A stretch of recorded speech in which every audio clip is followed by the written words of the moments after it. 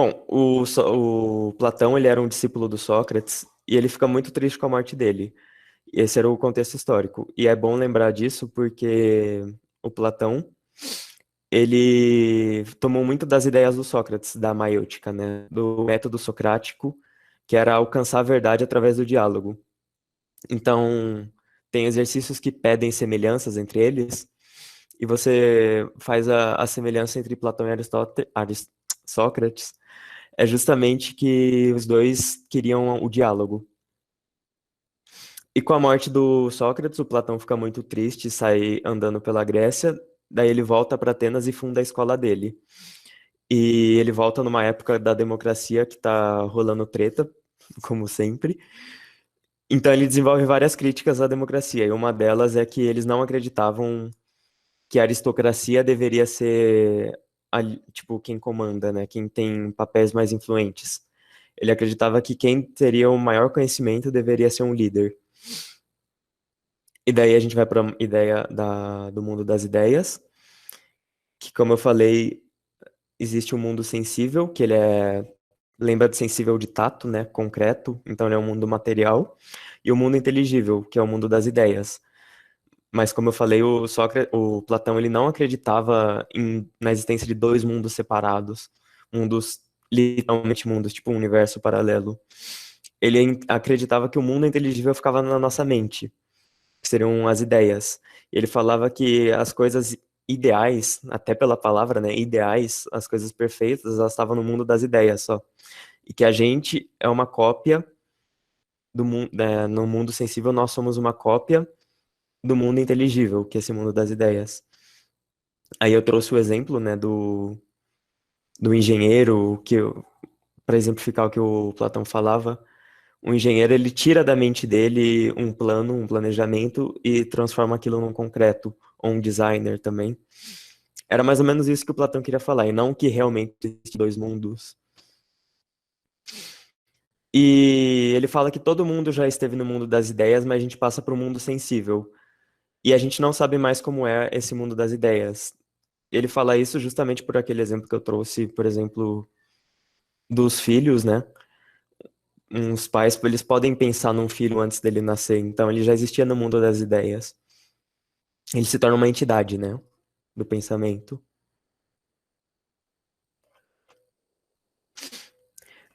Mas aí o Platão fala que existe uma maneira de se reconectar com esse mundo das ideias, que é através do conhecimento, da verdade e da razão. Ou seja, você vive no mundo sensível, mas você consegue ter um vislumbre desse mundo das ideias, que seria você, tipo, treinar a sua mente, né? Você, através do conhecimento e da razão, você consegue dar uma olhada nesse mundo das ideias de novo. Esse mundo das ideias, ele vai permear toda a teoria do Platão, né? Então guardem bem ele. E aí ele fala também da ideia de corpo e alma, que todos nós somos compostos de corpo e alma, e que o corpo ele é uma carcaça que abriga a alma. Então ele vive no mundo sensível, né? O corpo ele é concreto, material. Então ele é sempre finito e mortal. Mas já as ideias, elas são imortais, por isso elas são valorizadas. Tipo aquela ideia, você pode matar a pessoa, mas não pode matar a ideia dela, com uma pegada tipo de revolução, alguma coisa assim. É meio que isso também, você não mata uma ideia. E a alma é uma ideia, de acordo com Platão. Ele fala que a nossa alma ela é dividida em três partes. Vocês podem entender também a alma como pensamento. Tanto é que aqui o que ele descreve é bem próximo, né, do nosso pensamento. Ele fala que existe a alma apetitiva, que seria um primeiro grau dela, que seria a busca pela sobrevivência, né? Ela é mais básica e ela funciona mais através de impulsos, né? A irascível, que ela é responsável pelos sentimentos, é só ver pelo nome, né? Ira. E a racional, que seria a da razão, a parte superior responsável pelo conhecimento. E ela faz parte da consciência. Essa é a ideia de corpo e alma dele. Então, a gente é um ser composto de dicotomia, né? Dicotomia são dois parâmetros, que seria corpo e alma. O corpo, ele é concreto, finito e mortal, e a alma ela é infinita e vive no mundo das ideias. Então a alma ela é dividida nessas três. E aí vem o mito da caverna, que é o mais batido do Platão, e também cai muito em vestibular, até que tem esse meme aí. O mito da caverna eu já expliquei na primeira aula, mas eu expliquei mais por cima. Mas a ideia é que existe uma caverna com pessoas acorrentadas dentro dela, e todas elas estão viradas para a parede. E atrás delas existe um único ponto de luz que vem de fora da caverna, e nesse lado de fora passam pessoas, pássaros, animais, em geral, na frente da fonte de luz, e faz uma sombra que é projetada na parede, que as pessoas estão olhando. Tipo um teatro de sombras. E como elas vivem ali dentro esse tempo todo, elas acham que aquilo ali é o mundo. Elas entendem aquilo ali só como a realidade. É só lembrar do Matrix na primeira aula. E uma pessoa consegue quebrar a corrente e ela sai da caverna nesse momento. E a primeira instante ela é cegada pela luz, que seria tipo quando você cai do cavalo, sabe?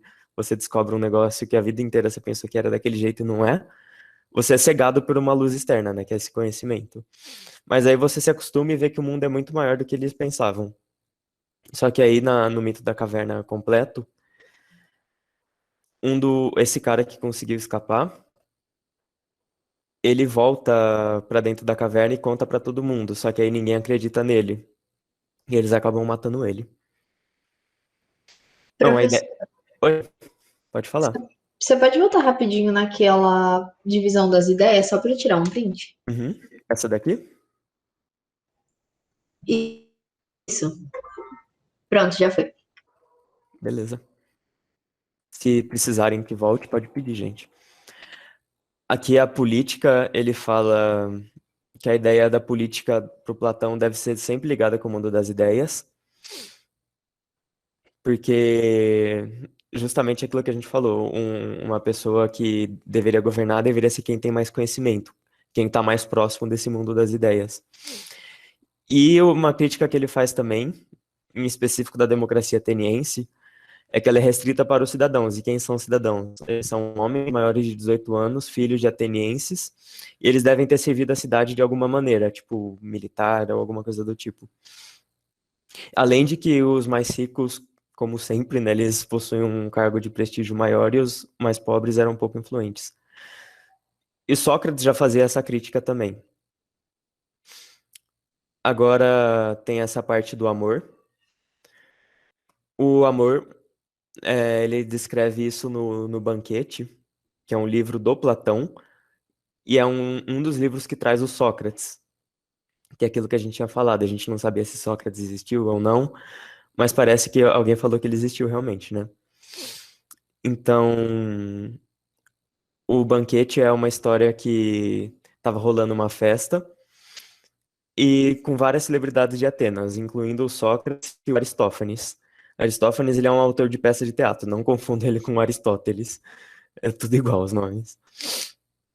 Mas aí nessa festa, quem realizasse o melhor discurso em homenagem ao deus Eros teria o direito ao banquete. Deus Eros, ele é o deus do amor e do desejo, né? Vocês já ouviram a história da Psique e do Eros? O mito? É muito interessante também, sobre... Até é legal para a redação. Depois eu posso trazer, se der tempo. O Aristófanes, então, começa o discurso sobre o deus Eros, e ele recorre ao mito dos andrógenos. O mito dos andrógenos era que existiam três tipos de ser humano: os homens duplos, as mulheres duplas e os andrógenos. Todos eles tinham quatro pernas, quatro braços, dois rostos, mas os homens duplos eram dois homens juntos, as mulheres duplas, duas mulheres juntas, e os andrógenos eram um homem e uma mulher. Só que os andrógenos, pela diferença de sexo, eles tinham mais força, porque cada um complementava o outro, pela ideia dele e do mito. E daí, por conta disso, eles resolveram atacar os deuses uma vez, e eles escalaram o céu até no Monte Olimpo. E eles tentaram atacar Zeus, e Zeus dividiu todos os andrógenos no meio. Então, por isso que eles ficariam procurando as suas partes equivalentes. E, apesar disso, o Aristófanes, se eu não me engano, ele era amante do dono da festa, que também era um homem. Mas esse mito, ele fala só sobre os andrógenos. Seria tipo um homem ou procurando uma mulher, ou uma mulher procurando um homem, vice-versa. Mas o próprio Aristófanes era amante do dono da festa. É, porque era um mito, né? Mas aí o Platão, ele puxa o gancho desse mito e completa que o amor é sempre um desejo, né? Esse desejo de procurar a sua outra metade da laranja, bem clichê. Mas é basicamente isso o mito dos andrógenos. E como o Platão puxa esse gancho do desejo... Peraí que aqui tá repetido. Pro, Oi? aproveitar que você deu uma paradinha, a paradinha. Andrógenos era um homem e uma mulher grudados? Isso. Eles seriam um homem e mulher grudados. E aí Zeus partiu eles no meio. Ah, entendi. Eles invadiram. É que meu celular travou de novo. Eles foram atacar os deuses, aí Zeus partiu eles no meio? Isso. Ah, tá bom. Obrigada. Imagina. E daí o Sócrates fala, o Platão puxa esse gancho, né? Falando que o amor é sempre um desejo.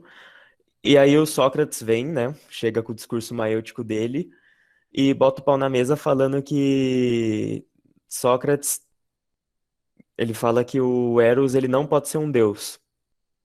Porque se o Eros, ele é o deus do desejo, um desejo é sempre uma falta. Então isso é uma imperfeição. E os deuses não são imperfeitos. Então Eros seria um daimon. Daimon seria um meio termo entre Deus e homem e humano. É tipo um semideus. E um daimon representa uma inquietação entre perfeição e imperfeição, finitude e infinitude. E aí, com essa discussão toda, o livro vai avançando e o Sócrates ele chega na ideia de que o amor é responsável em levar a alma do finito para o infinito. Mas que não é qualquer amor, né? É um amor incondicional e não importa a beleza física. Porque se o Eros, que era um deus do amor e do desejo, seria uma representação entre o perfeito e o imperfeito, o finito e o infinito, o amor também seria essa representação, seria uma busca, né, pela perfeição quando você é imperfeito. Imperfeito tal como o mundo concreto, né, o mundo material. Então, o amor seria responsável também por aquilo que te leva do mundo material para o mundo das ideias.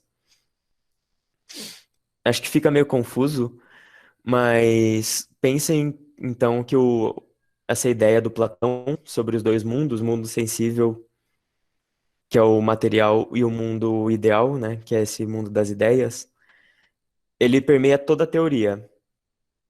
Então, lembra que quando fala do amor, o amor seria responsável de levar do mundo sensível para o mundo ideal. Mas não é qualquer amor, né?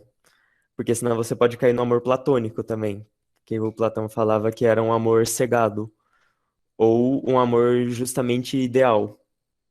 Mas ideal não de perfeito, ideal que tá na sua cabeça. Tipo, você olha pra pessoa, já imagina um casamento, morando numa casa com, sei lá, 10 cachorros. Isso é um amor platônico. É algo que não vai se realizar porque tá só nas ideias. Alguém tem alguma dúvida?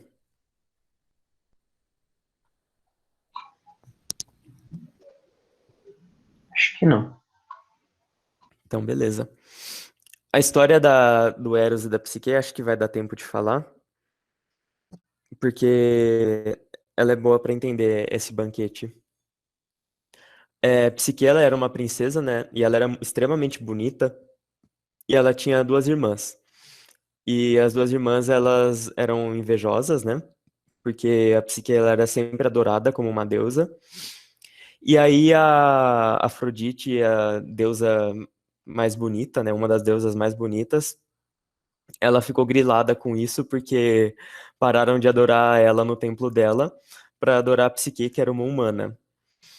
E daí ela manda o filho dela, que é o Eros, e o Eros ele é tipo um cupido, sabe? Ele é a mesma coisa, tem asa, atira o arco e flecha pra deixar a pessoa apaixonada, e ele é filho da Afrodite. A Afrodite, como ficou grilada com a Psique, mandou Eros dar uma flechada nela pra ela se apaixonar por alguém horrível.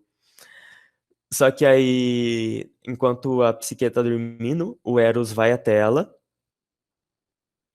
e ele fica observando ela, porque ele também achou ela muito bonita. E quando ele vai tirar a flecha nela, ela acorda e num susto o Eros acaba se ferindo e ele acaba se apaixonando pela Psique. E daí ele volta pra Afrodite, a Afrodite nunca ia deixar isso acontecer, e ela acaba separando os dois. E a Psique também ficou apaixonada por ele. Aí ela ficou muito mal com isso, ela enquanto as duas irmãs dela já estavam se casando com nobres, a Psique não conseguia. E aí todo mundo meio que começou a cair contra a Psique. Tipo, o que que tá acontecendo, né? Você era a mais adorada da Grécia inteira e agora ninguém te quer, você não quer ninguém também. E aí os pais dela, com vários súditos, foram até o oráculo de Delfos para tentar descobrir o que estava acontecendo, né? Aí o oráculo de Delfos, como sempre, falou em forma de enigma, mas ele falava que a Psique deveria ser largada num precipício com uma roupa pronta para um casamento e uma criatura horrível casaria com ela e seria responsável pela morte dela. Só que quem controla o oráculo de Delfos é o deus Apolo, né? E na mitologia grega, Apolo ele tem uma treta com Eros. Eu não sei explicar o porquê agora, mas na mitologia grega os dois têm essa treta. Aí o oráculo de Delfos ele acaba transformando o Eros num ser horrível que ele não era, porque ele não era um deus cuzão, igual a maioria. E aí todo mundo leva a Psique até esse precipício e colocam roupa de casamento nela, só que eles tocam como se fosse tipo um enterro, porque ia ser a morte dela também. E quando vai todo mundo embora, chega Zéfiro, que é o deus do vento. E ele leva ela para um palácio no céu, que era o palácio mais perfeito que existe, com jardins, piscinas, espelhos, lustres, tudo comida, tudo que tem de chiqueza. E a Psique percebe que lá não tem súditos, todos são invisíveis. Ela só escuta vozes lá. E aí ela fica o dia inteiro esperando, ela tem um quarto só pra ela. E nada do Eros tá lá. Ela não sabia que era o Eros, esse ser horrível, porque o oráculo de Delfos só falou que era um ser horrível, ele não disse o nome. E aí o Eros, ele sempre aparece à noite só, porque ele fala que é injusto a Psique ter um vislumbre dele, né? Conseguir enxergar ele, porque a Psique é muito mais bonita do que qualquer ser humano, e Eros, mesmo um deus, não era páreo para aguentar a beleza da Psique. Então ele só aparecia de noite, só que ela sabia que era o Eros, mesmo assim. E aí eles desfrutavam dos melhores amores à noite e tudo mais. E um dia ela decide voltar para a Terra dos Humanos, e o Zéfiro leva ela e ela conta para todo mundo. E o Eros era muito bom com ela, ele era um deus muito bom com ela, e permitia um monte de coisa.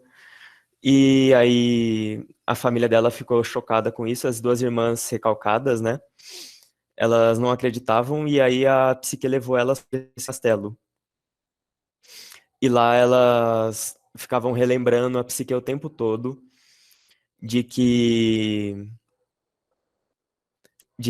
a profecia do oráculo falava que o Eros ia matar a Psique, não sei o quê. Daí elas deram a dica para ela de guardar uma faca debaixo do travesseiro e assim que a noite chegasse, o Eros iria lá.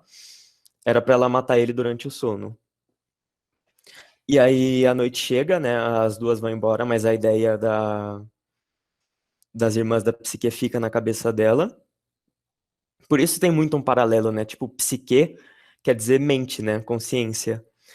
E esse mito todo coloca a psique numa posição de dúvida, numa posição de crença, né? Crer em tais coisas, e ela fica com essa dúvida na cabeça das duas irmãs dela.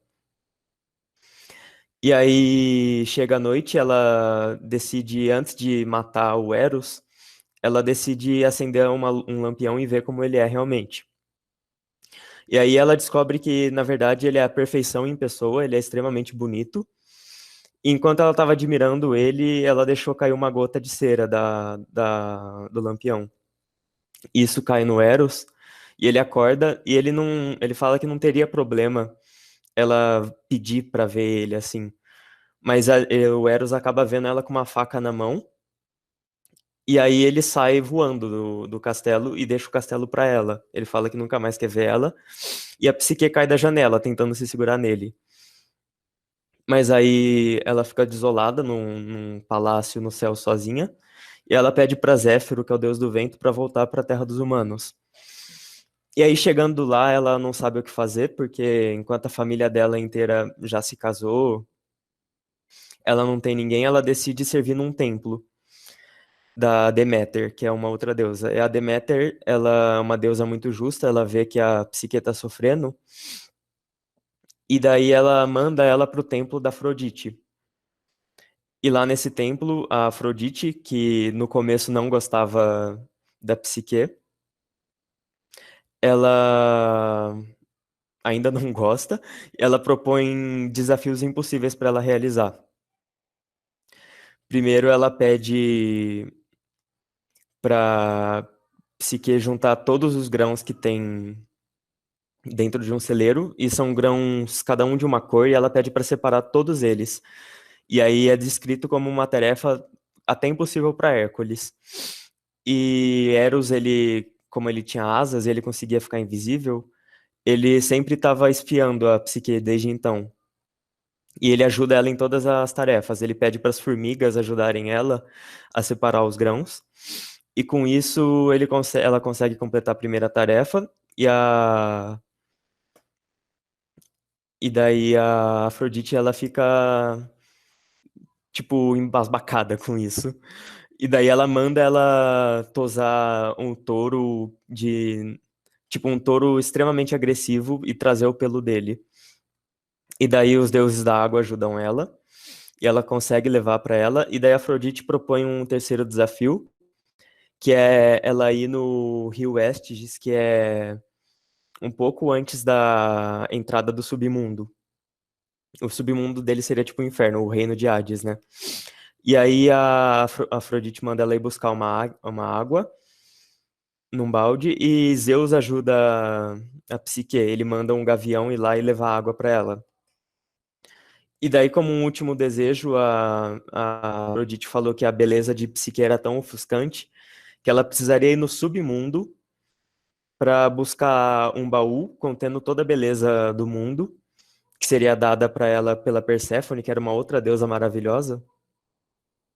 E ela voltaria e entregaria esse baú para Afrodite, porque a Afrodite ficava muito feia perto da Psique. Só assim a Psique poderia ter o Eros, que era o filho dela. E daí ela chega até esse rio, ela entra e chega o barqueiro, que eu não sei se vocês já devem ter visto Percy Jackson, é o Caronte, né? Que ele é um personagem que é um barqueiro responsável para fazer a travessia entre o Rio das Almas, né?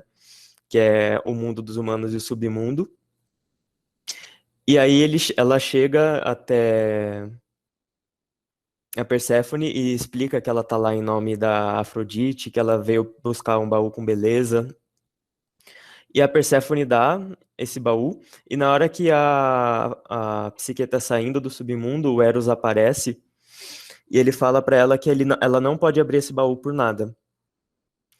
E enquanto ela estava fazendo a travessia com o Caronte no Rio das Almas, ela fica olhando o reflexo dela e os próprios espíritos ficam enganando ela, mostrando o quão feia ela tá e como essas tarefas deixaram ela cansada. Aí ela acaba se forçando a abrir o baú e ela fica extremamente bonita, mas morre. E daí o Eros fica putaço com isso, ele desce até o corpo dela, Mas o Thanatos, que é um deus da morte, não é Thanos, é Thanatos mesmo, ele já tá se apossando do corpo dela para levar ela pro submundo. Aí os dois entram numa batalha, o Eros vence, e ele pega essa caixa dela e bota a consciência da Psique dentro da caixa. E assim ele consegue ressuscitar ela através de uma consciência e leva ela para um lugar onde ela consegue voltar pro corpo dela. E então, ela volta pro corpo e leva de volta o baú para Afrodite. E a Afrodite, ela diz que agora ela, enfim, pode se casar com Eros. E que a profecia do oráculo de Delfos ia ser desmentida. Porque o Apolo, que mandou falar aquilo, tinha uma treta com o Eros, então ele não seria responsável pela morte dele, e sim pela felicidade da Psique, porque os dois poderiam ficar juntos. Então, era essa o mito, se eu não me engano. Algumas coisas sempre mudam de uma versão para outra, mas a história é essa. Bom, e aqui tem uns exercícios.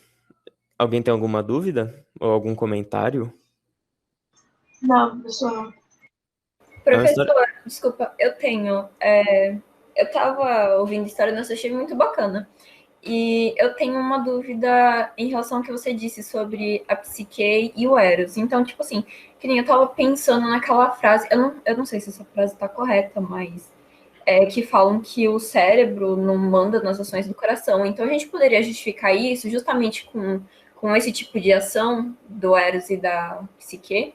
Sim, é isso que o que os mitos tentam passar, né? Tipo assim, a primeira instância parece só uma história, mas quando você vê que psique é toda a mente, toda a consciência, pensamento, e Eros é a paixão e o desejo, você consegue ver que, tipo, existe tanto um equilíbrio dos dois. E essa frase faz bastante sentido, resumindo o mito de Psique e Eros.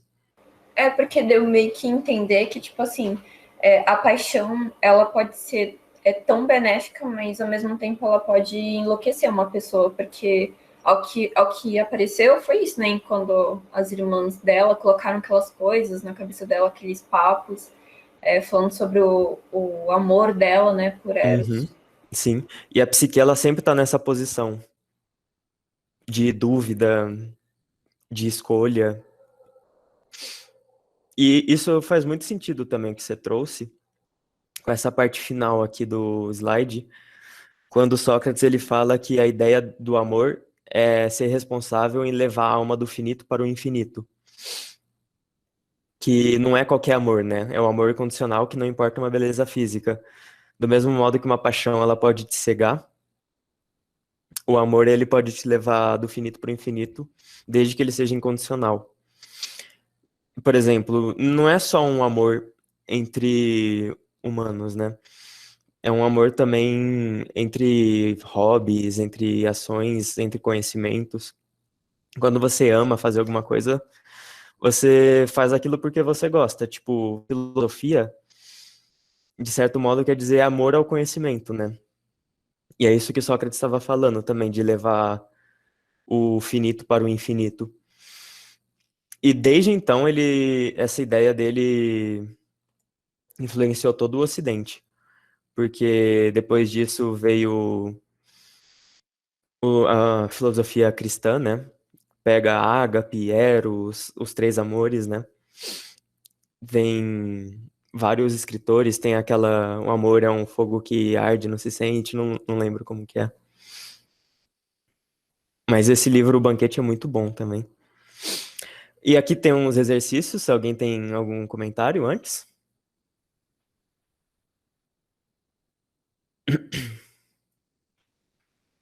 Então eu vou ler ele. Eu vou começar lendo o que o texto pede antes de ler essa apresentação, que ele fala assim: o texto faz referência à relação entre razão e sensação, um aspecto essencial da doutrina das ideias de Platão. De acordo com o texto, como Platão se situa diante dessa relação?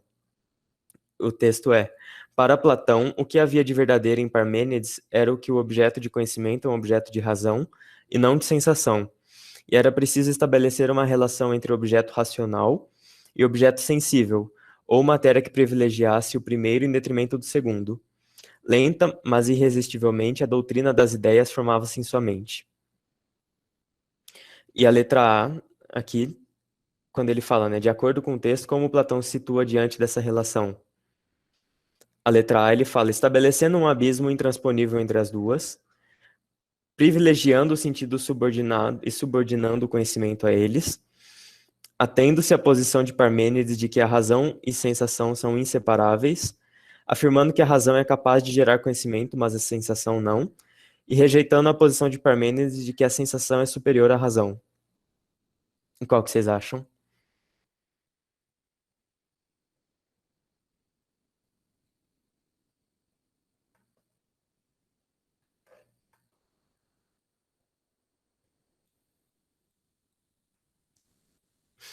É a letra D mesmo. Ah, não quero falar. Você acha chutar qual? Falar qual? Eu ia estudar D também. Ah, isso aí. É, quando ele fala, né, que a razão ela gera conhecimento, mas a sensação não. A razão ela sempre vai pro lado do mundo das ideias e a sensação ela é sempre do mundo concreto, né, mundo material. Aqui é a resolução, mas é isso mesmo. E aqui tem mais um exercício da Unesp, que de todos os temas da Grécia Antiga, esse aqui é um dos que mais cai na Unesp. E ele fala: o que é terrível na escrita é sua semelhança com a pintura. As produções de pintura apresentam-se como seres vivos, mas se lhes perguntarmos algo, mantenham o mais solene silêncio. O mesmo ocorre com os escritos. Poderíamos imaginar que falam como se pensassem, mas se o interrogarmos sobre o que dizem, dão a entender somente uma coisa, sempre a mesma. E quando são maltratados e insultados injustamente, têm sempre a necessidade do auxílio de seu autor, porque são incapazes de se defenderem, de assistirem a si mesmos. Nesse fragmento, Platão compara o texto escrito com uma pintura, contrapondo-as à sua concepção de filosofia. Assinale a alternativa que permite concluir, com o apoio do fragmento apresentado, uma das principais características do platonismo. A forma de exposição da filosofia platônica é o diálogo, e o conhecimento funda-se no rigor interno das argumentações, produzido e comprovado pela confrontação do discurso. Letra B.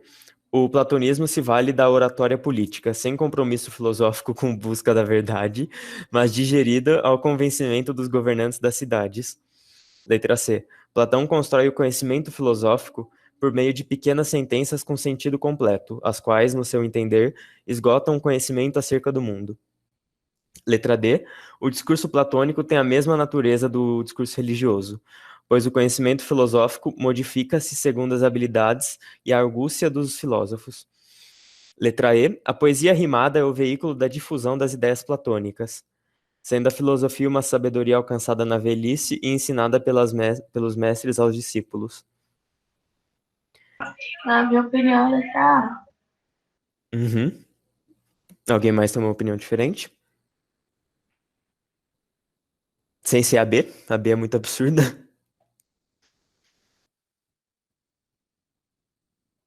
É a letra A mesmo.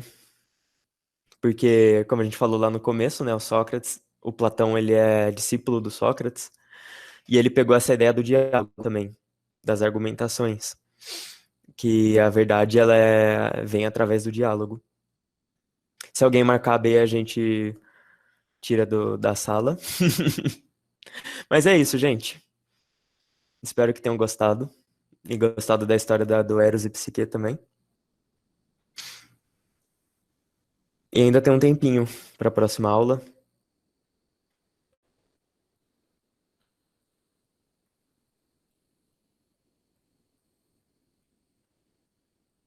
Alguém tem alguma dúvida?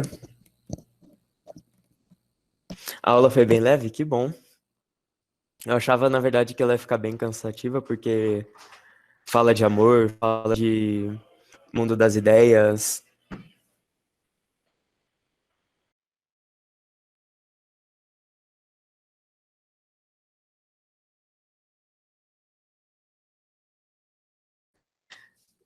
Que bom que vocês acharam tranquila. A história é muito boa, né? Dá pra imaginar até um livro. Conta outro mito grego? Nossa. E agora? Vocês conhecem o do Édipo? Tava curioso sobre os Ai, que seriam as professor, não fala da alternativas. história de Édipo, não, pelo amor de Deus. A B seriam sofistas, mas e quantas outras? O Juan falou aqui, acho que ele quer dizer sobre a última, né?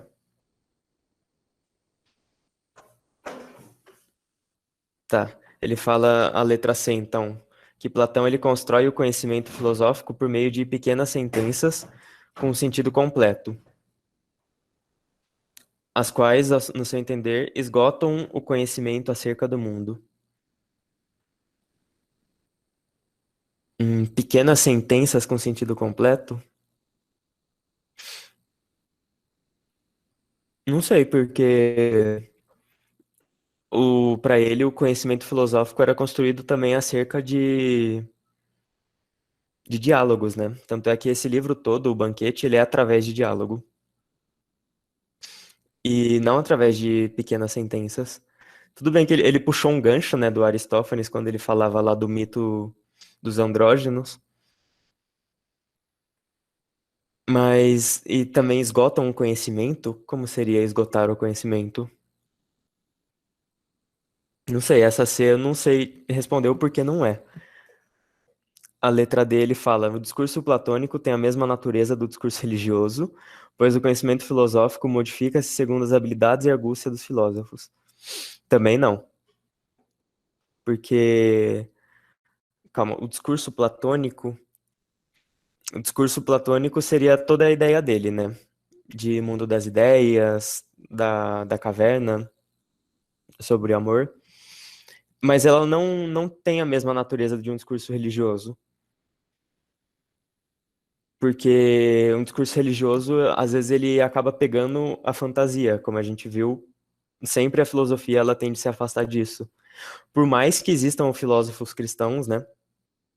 Eles têm uma diferença entre a religião e a filosofia religiosa. A letra E, ele fala que a poesia rimada é o veículo da difusão das ideias platônicas, sendo a filosofia uma sabedoria alcançada na velhice e ensinada pelos mestres aos discípulos. É verdade que ela é ensinada pelos mestres aos discípulos, mas também não é necessário, né, necessariamente isso, porque um filósofo ele pode construir a própria sabedoria antes da velhice e por conta própria. Então também não faz sentido, só pode ser a letra A. Alguém tem alguma dúvida com essa?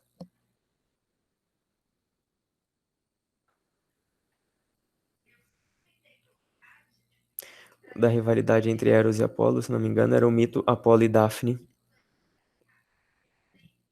Essa eu não conheço. Coquinha gelada.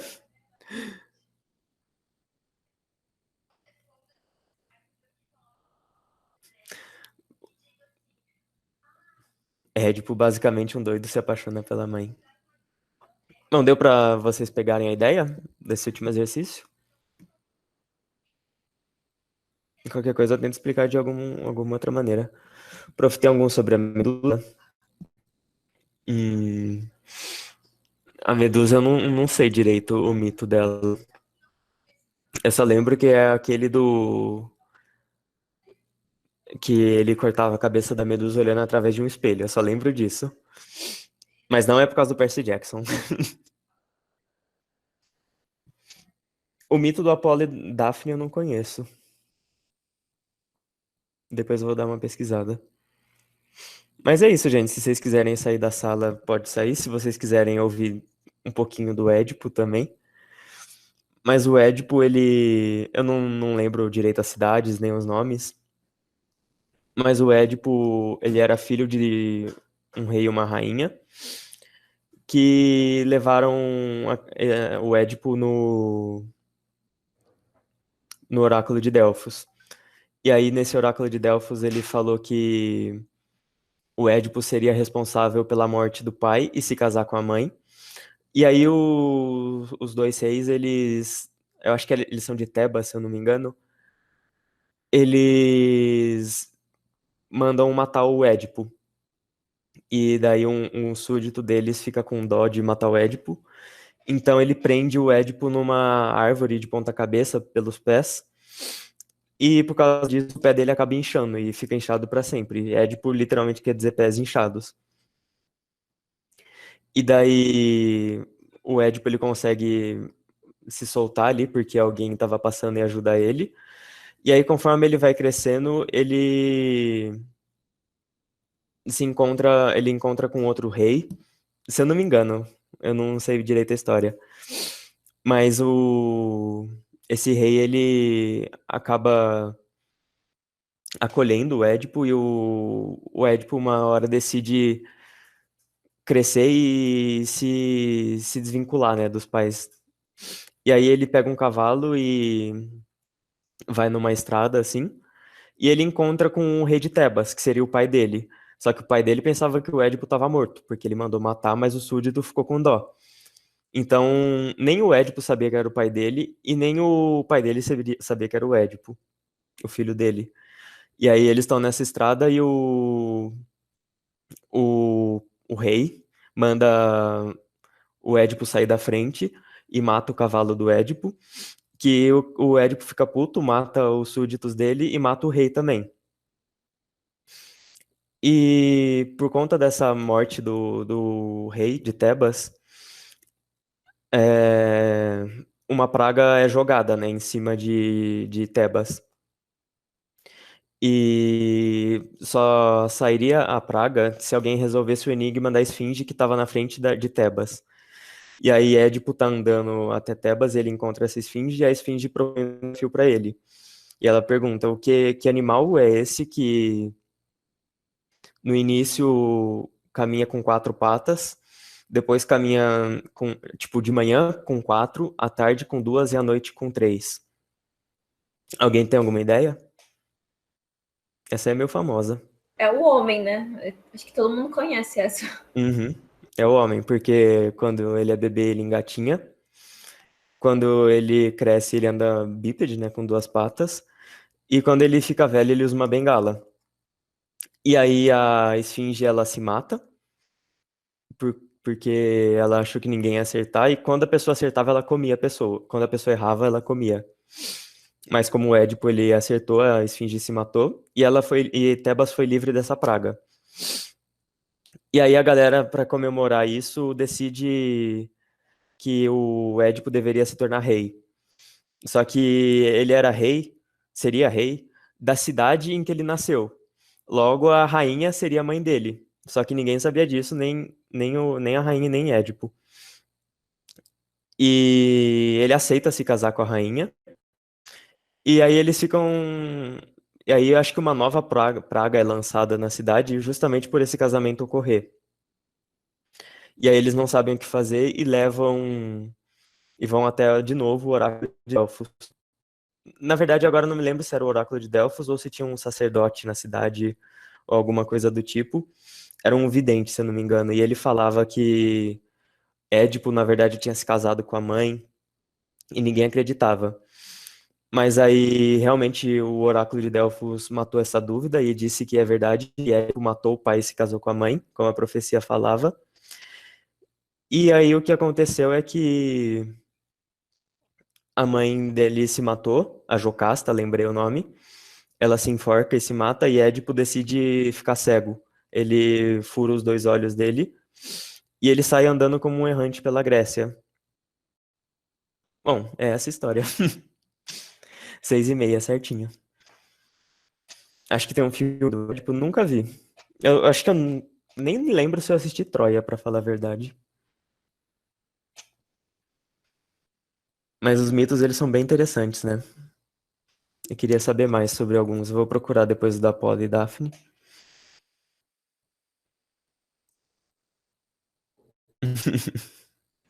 Só de um psicólogo nesse negócio. Pode falar, Vitória. Eu não sei se foi Não, eu embora. ia dar tchau.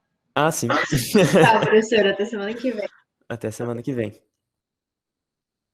Bom, gente, é isso. Eu vou parar a gravação.